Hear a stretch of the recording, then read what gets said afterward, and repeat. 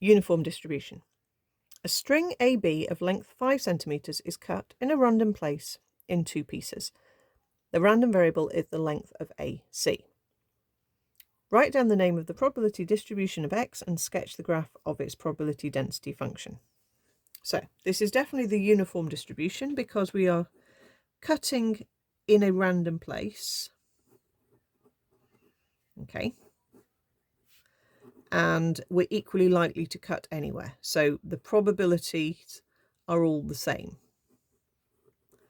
So this one is just saying if this end is A and this end is B, we're going to mark somewhere at random point C. Now point C can be anywhere from the very beginning all the way to the very end of the line. And we're told quite distinctly that X is the length of A to C. So that means X can vary from anything from 0 up to 5. Okay.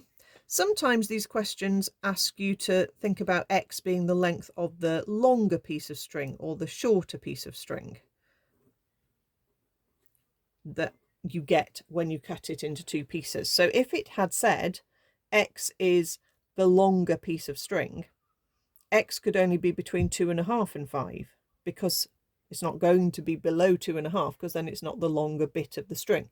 If you said X was the shorter bit of the string, then X would be between 0 and 2.5, and it couldn't be more than 2.5, otherwise it would be the longer bit. Okay, but this one just says from A to C. So C can be anywhere, therefore X can be any length from 0 to 5. Now obviously if X is 0, it's a bit ridiculous because you're not cutting it into 2 pieces because you've still got 1 piece of string and no length. And if X was exactly 5, you'd have 1 long piece of string and then a bit cut off with no length, which doesn't really make sense. But we just can still use those as our limits of our values. So think of them as limits, if that makes more sense. The probability density function is the graph. So that is our little graph, which will be equally likely to be any probability. So it's a rectangle. The area is 1 for all of these uniform distributions, and therefore if that base area is 5 and the area is 1, the height has got to be 1/5. So we can label that as 1/5 there, and you can label the vertical axis as the probability.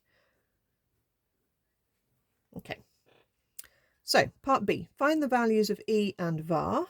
Okay, you have your formulae in the formula book, so you don't need to remember these. A plus B over 2. So little a is 0, little b is 5. So the mean should always be the middle value. So you can just write that one straight down, really. You don't have to use the formula. Var x is b minus a all squared over 12. So 5 minus 0 squared over 12, which is 25 over 12, which you could then turn into a decimal or a top-heavy fraction. Okay, so you can either say 2 and a 12th, or you can say 2.083 recurring, and if it gave you the standard deviation it wanted, you would square root that to get to the standard deviation. Okay, question C, nice and straightforward. The probability that if you get 1x at random, what's the probability it's going to be more than 3? It's just on your picture, the area above the 3. So from 3 up to 5, and that's a gap of 2. So that probability is going to be 2 out of the full 5. And then write down the probability that AC is 3 centimeters long. This is the question they're trying to trick you on. You would think that it's possible for AC to be 3 centimeters long. But when you think about what area I've shaded in, I haven't shaded any area. Okay, so you could say it's 0 area, so therefore 0 probability. Or you could say that this is 1 chance in an infinite number of values. Okay, and without getting too bogged down in infinity, you can say 1 divided by infinity is 0. Okay, roughly. But they're looking for the answer 0 there.